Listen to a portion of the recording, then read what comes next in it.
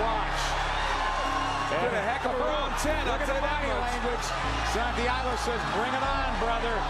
Look at, he seems like he's battering Concepcion in his own corner. What's wrong? How come you're not hitting him? He's right in front of you. Just start hitting him. Good hand taken on the gloves by Santiago. And there's a knockdown.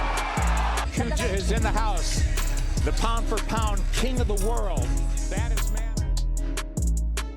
February 13, 2010, nilabanan ng Pinoy na si Bernabe Concepcion ang pambato ng Puerto Rico na si Mario Santiago na may alias na Prinsipe. Di rin basta-bastang kalaban itong si Santiago. Naging featherweight champion sa Puerto Rico at lumaban na din sa world title. May impresibo din itong kartada na 21 wins, 14 dito via knockout, isa lang ang talo at may isang tabla. Kaya masasabing isang mahirap na kalaban din ito sa Pinoy. Samantalang dala-dala naman ni Bernabe Concepcion ang kartadang 29 wins, 17 dito via knockout, dalawa ang talo at isang tabla. 5-4 lang itong Pinoy habang 5-6 naman ang kalaban. Ang laban na ito ay isang title eliminator. Ang mananalo dito ay siyang kakasa sa champion na si Juan Manuel Lopez. Kaya naman parehong determinadong manalo ang dalawa para makaharap ang champion at may pag-asang makuha ang kauna-unahan nilang world title. At sa gabi ng laban, makikitang andon si Manny Pacquiao na nanood ng live sa arena. Isang sobrang maaksyong laban ang pinamalas ng dalawa. Kahit matangkad itong Puerto Rican na si Santiago, ay walang takot na sinusugod ito ng Pinoy sa ibabaw ng lona. Pinabagsak pa niya ito sa round 6, pero bumawi naman itong Prinsipe ng Puerto Rico sa late rounds. Nagtapos ang kanilang laban sa sukdulang 10 rounds at nanaig ang tibay at lakas ng Pinoy. Panalo via unanimous decision at nakuha ang tsansa na makaharap ang champion na si Juan Manuel Lopez. Halina't sabay nating balikan ang maaksyon nilang laban. Muli nating tignan kung paano dinumina at tinalo ng Pinoy na si Bernabe Concepcion ang tinaguriang Prinsipe ng Puerto Rico na si Mario Santiago.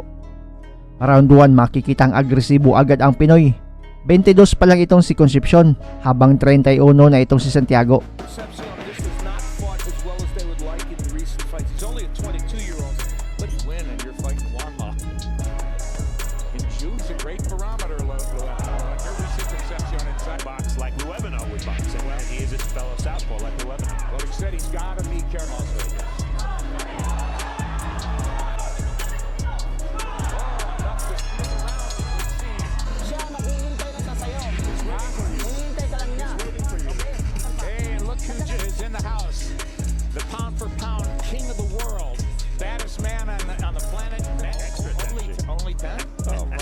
That's a foregone conclusion for you. Show him the left. He said he would do it. We haven't seen it really once.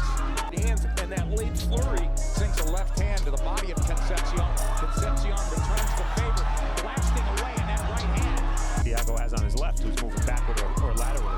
Santiago's really starting. He's going to sweep the second round too. There's a right hand to the body. He tries and misses to the head. Second round, and another two left hands from Santiago, and he buries the third in.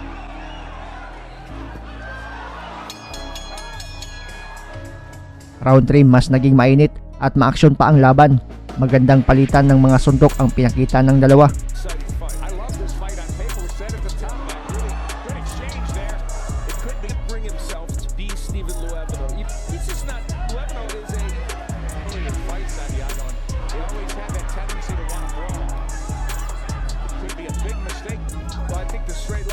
Santiago landed as Steve went up, standing around in no man's land and getting countered. We haven't seen much of that lately, but that is a tendency to watch. And Concepcion backs off. Exchange, a lot of them taking on the gloves, but good right hands from Concepcion. Always think. Able to counterpunch from that posture. So. Interesting questions. You know, he was disqualified for the hook off it. There's the double jab and then a left hand. Now Santiago's short one taken on the gloves by Santiago. Santiago's moving well. He's still in front of him. To set up the left. There's a straight left down the middle from Santiago that lands. There's the jab. Fighting a counterpuncher, so he has to jab from the right distance. Well, other than that right hand from Concepcion, it was a good round for Santiago. And he needed it. Round 5 bahagyang nakabawi naman ang Puerto Rican. Mas nagpapakawala ito ng mga jabs at mga kombinasyon habang paisa-isa lang ang suntok ni Bernabe Concepcion pero mga solido kung tumama. Santiago from Puerto Rico in white and the Filipino. Bernabe demonstrated by that graphic, and that's a big part of it. That right hook was the best one Santiago's thrown in this fight by Santiago, and I think that's having an impact on Concepcion. There you go. They want him to land that left to the body. They're backtracking this round. Big change in style. There's a three-punch combination, and then a right on the...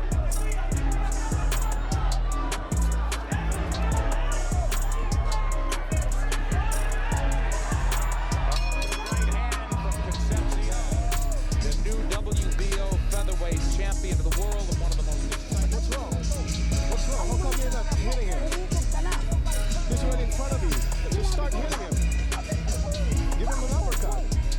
At dito sa round 6, matapos pagalitan ng kanyang trainer na si Boboy Fernandez itong Pinoy, nagpakawala agad ito ng mga malabombang kamao.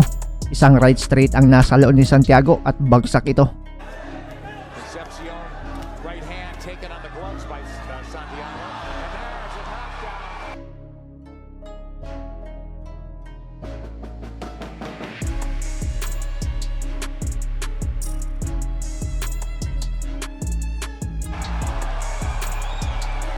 Pero bumangon pa ito at tinuloy ang laban. Halfway through this round, Santiago said he's okay, but he ate a big right hand, and Concepcion's going to try to close the show. And here he comes after the hook. Concepcion, a big minute left, guys. Concepcion threw a lot. If Santiago's been down, Concepcion, on the other hand, never been down. This then throw crazy combinations that won't land, even though he's had his man dangerously behind him. Sa mga sumunod pang mga rounds, makikitang mas makamay pa din itong Puerto Rican. Madalas nagpapakawala ng mga jabs, habang ang Pinoy ay paisa-isa lang pero mga solido. Looks like a hammer. And when Santiago throws his left hand, it looks just like a punch from the shoulder. And more effective in the majority of these rounds, and he's had his man on the floor for the 6th round. And that number about power connect, he's waiting a lot. They're looking to counter punch, and Concepcion off the ropes. Now he'll back off and get his legs under him, and now trying to drive cross hybrid from Concepcion. He tries the right to the head now. Enough. Concepcion looks like the stronger guy, the harder puncher. Mario Santiago and the white on the floor in the 6th round, and seems are equal in this fight, but not the power connect. Exactly as he did in the 1st round. Wait there and hammer home. A big right hand and a left as he did there. Santiago's weight. It's almost as if Santiago came into this fight with the mind. You know, we talked about how important.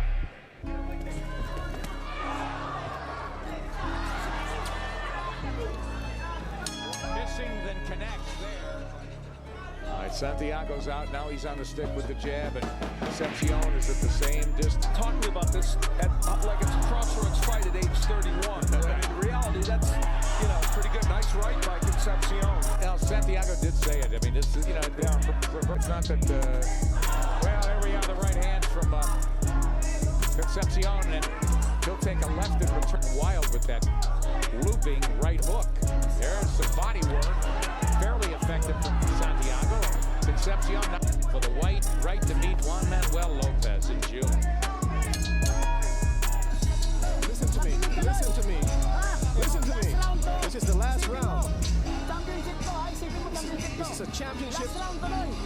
Think of it as a championship. Round 10, dito na bumawi ng tudo ang kalaban.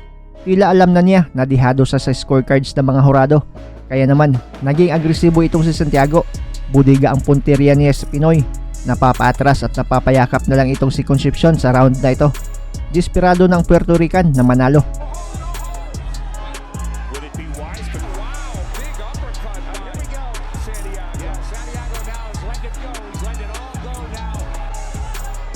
Well, Mario Santiago took you 10 rounds, but we finally found you. Absolutely.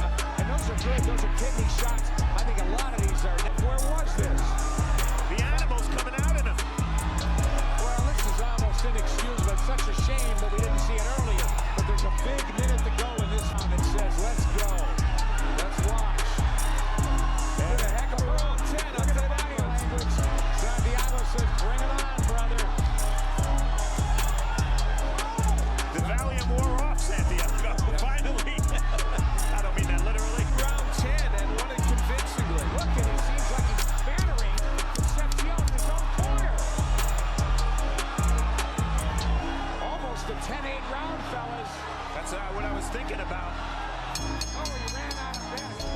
Nagtapos ang laban sa scheduled 10 rounds, pero ang pagiging agresibo ng Puerto Rican sa mga huling rounds ay tila huli na.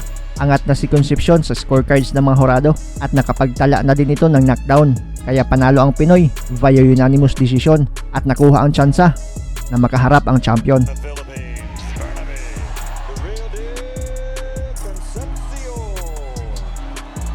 Hi guys, this is Mark Magnifico Magsayo. You are watching Channel Manoy.